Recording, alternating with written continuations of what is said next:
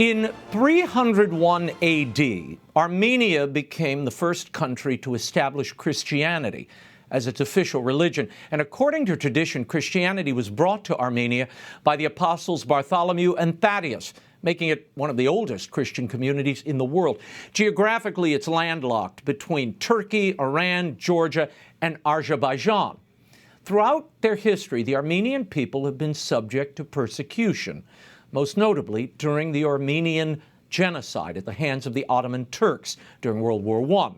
Since December of last year, Azerbaijan has blockaded Artsakh, an Armenian republic, attempting to drive the people out of their homeland.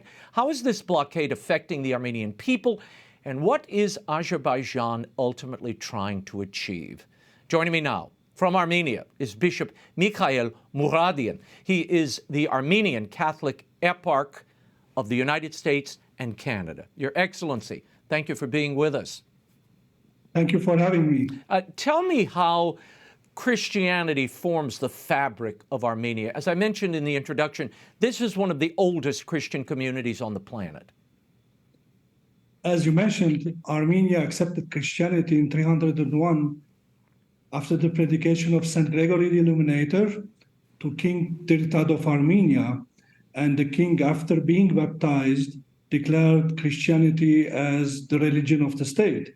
And Armenia was the first state to accept Christianity as the state religion 11 years before the Edict of Milan, which was in 312. And one of our historians, Yerishe, who lived in the 5th century, to explain how Armenians have accepted Christianity, is saying that we didn't accept Christianity as our clothes, that when it is dirty, we can change it, but we accepted it as our skin, which is undetachable from our body. The consequence of this choice of the Armenians was during the century, actually 1,700 years, that we were persecuted all along the centuries because of our Christian faith, till, as you mentioned, the biggest genocide that we lived as Armenians in 1915 by the Ottoman Empire. And that was the consequence, that Armenians were scattered all over the world. Bishop Mouradian, tell us about this blockade by Azerbaijan with the help of Turkey. This is affecting over 100,000 Armenians today, many of them children. Can you tell us about the condition of the community, the Christian community now? And given that this has been going on for 8 months now, how bad is it, and why aren't we hearing more about it? Unfortunately, this is a war that is completely forgotten from all the news agencies. We don't hear about it in the news in the United States. Very rarely we speak about it. And the story began before the Soviet Union. Actually, the country of Azerbaijan didn't exist till 1921. It was created during the Soviet Union. And during the regime of Stalin, who was a dictator, as we know, he cut off this region of Armenia, the eastern, southern part of Armenia, and put it on the map of Azerbaijan and gave it an internal independent status. When the Soviet Union collapsed in 91, this enclave of Armenia declared its independence from the Soviet Union and wanted to reunite it with Armenia. But unfortunately, the Azerbaijans from that day till now are continuing to attack Armenians, persecute them, force them to leave their house. And in 2020, during the COVID period, Turkey and Azerbaijan together attacked the region of Artsakh, blockaded it, and more than 150,000 people were forced to leave their homes. And nowadays, there are only 120,000 Armenians living in the region of Nagorno-Karabakh. The actual blockade began on December 12th, 2022, and it was blockading the corridor of Lachin, which is the unique road that links Armenia to to Artsakh. First, it was under the excuse that it is for ecological things because there was mining over there. Then it changed in April 23 to a military blockade.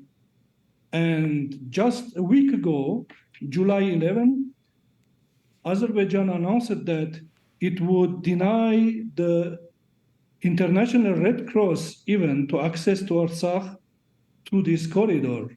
The consequence is that it's been already 8 months that there is no electricity in this region, no water, and no gas. Bishop, in your estimation, is this a purely tactical operation on the part of Azerbaijan?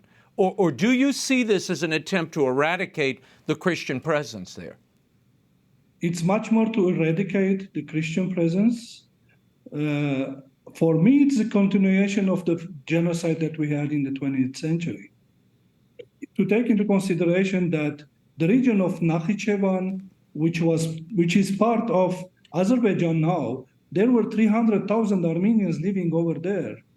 But during the Soviet regime, they forced them to leave, and now there is no Armenians living over there.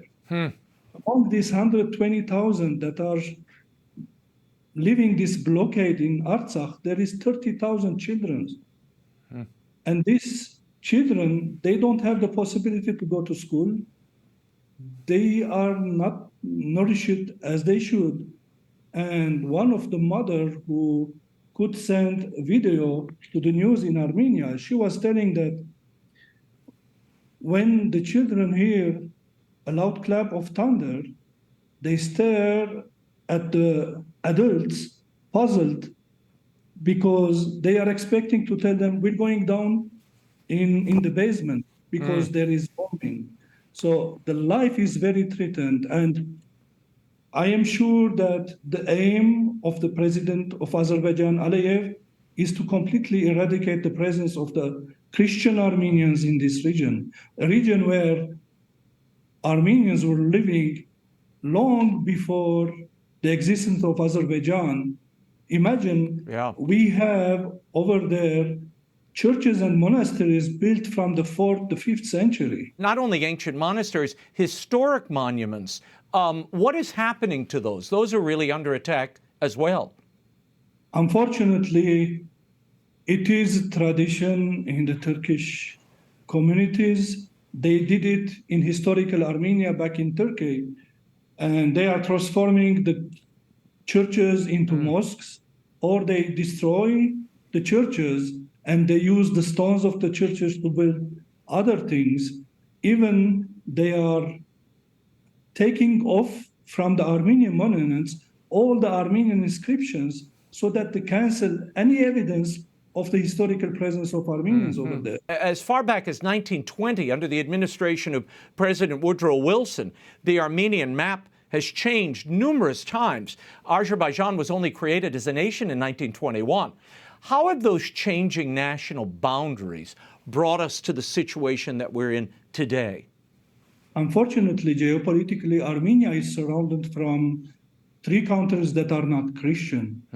In the east, you have Azerbaijan. In the west, you have Turkey. And in the south, you have Iran. And there is a blockade on Armenia. And the unique way to come to Armenia is by airplane. There is no land way to come to Armenia from Europe or from the United States. The map of Armenia that was designed by President Woodrow in 1920-21, Armenia's land was 160,000 kilometers square. And in 1 century, this decreased after the attacks of the Azeris and the Turks on Armenia. Now, Armenia is only 29,000 kilometers square, which means 5 times less than its original historical size. And the misfortune is that this persecution, these attacks are continuing. And people here in Armenia are afraid that uh, Azerbaijan and Turkey will not hesitate to not only take over Nagorno-Karabakh, but also attack the territory of Armenia. The Armenian genocide during World War I is still understandably a painful history in the region. Is this something similar to what we're seeing now? Do you fear that this could become another genocide? If we don't stand up as international community and we don't speak about this, we don't react to what Aliyev, the president of Azerbaijan, is doing, it will end with a genocide. Aliyev was very, very clear, telling the Armenians that are living in Nagorno-Karabakh, the road is open for you, you can go out, but don't think about coming back. There was a war 2 years ago in 2020. Azerbaijan and Turkey attacked Armenia and Artsakh. And the consequence of that war was that 6,000 Armenian young men were killed during the war, 44 days war that lasts from September, October 2020. And these 6,000 young men were between the age of 19, 20, and 21. That's genocide, because you're killing the future of a nation. Bishop Mouradian, before I let you go, President Biden officially recognized the Armenian genocide in 2021 upon taking office. What does Armenia need from the United States at this point to stop what amounts to, at the very least, forced migration? These Armenian Christians do not want to leave, correct?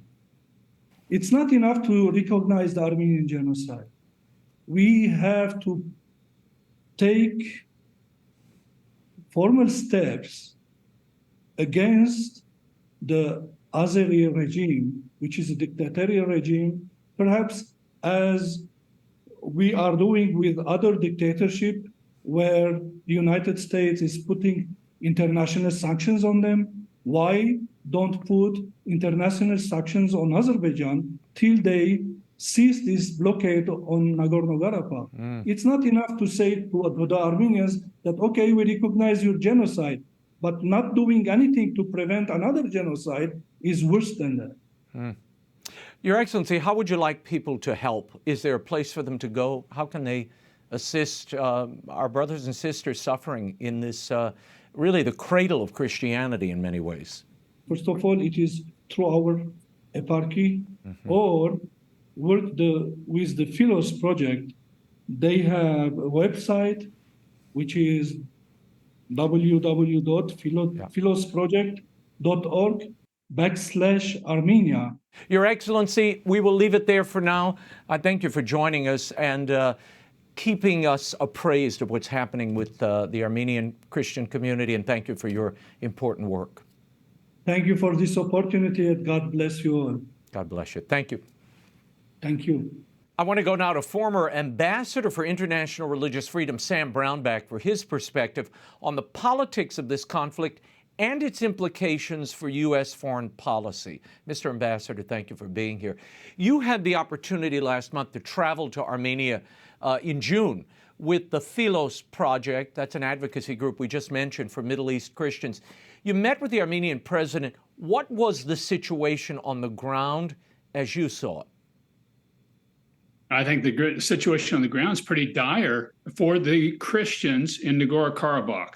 For Armenia writ large, I think they're doing really pretty well, although they are threatened by Azerbaijan. But for the Christians in Nagorno-Karabakh that are surrounded by Azerbaijan, which is a client state of Turkey, they're being strangled. And they're really being forced out of that part of the world, and they're going to be absorbed in Europe or the rest of Armenia or the United States, and we're going to see the replay of this situation that happens throughout the Middle East, where you get an ancient Christian community that just gets run out of Dodge and made to go to someplace else, and it shouldn't be allowed to happen in this situation. Now, you've called Azerbaijan's blockade of that Karabakh region religious cleansing.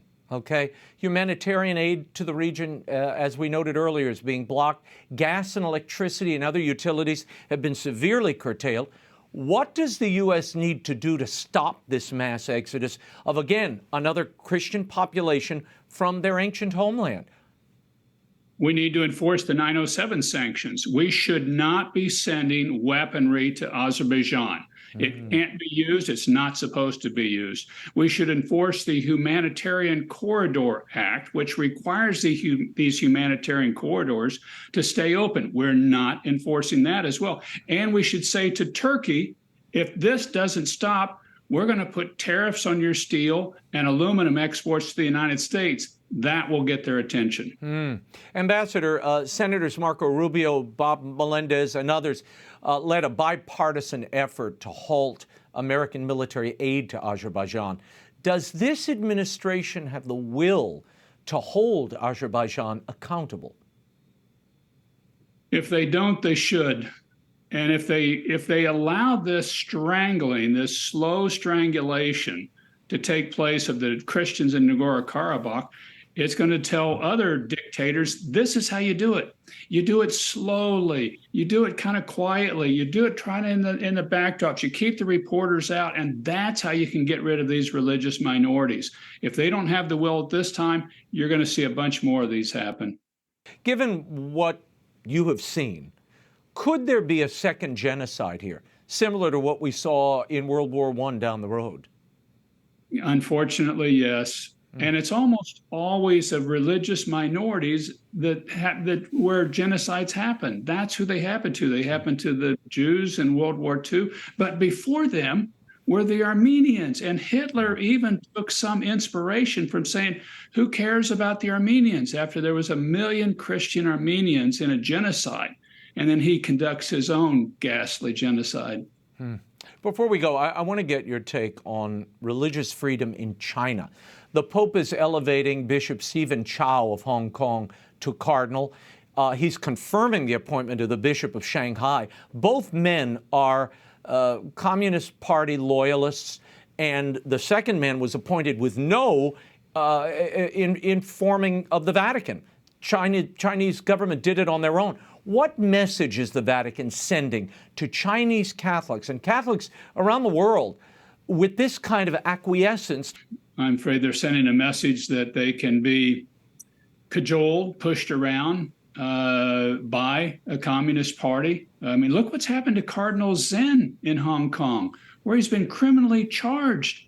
I mean, that's who we should be fighting for, not elevating who the Chinese Communist Party says should be brought forward. There seems to be a distaste for martyrdom these days. Nobody wants to stand up. Everybody wants to get along. But worse, not only get along, follow the lead of this murderous regime in China. It's mind-boggling to me. We will leave it there. Ambassador Brownback, as always, I thank you for your time. Hope you'll come back soon. Thanks, Raymond.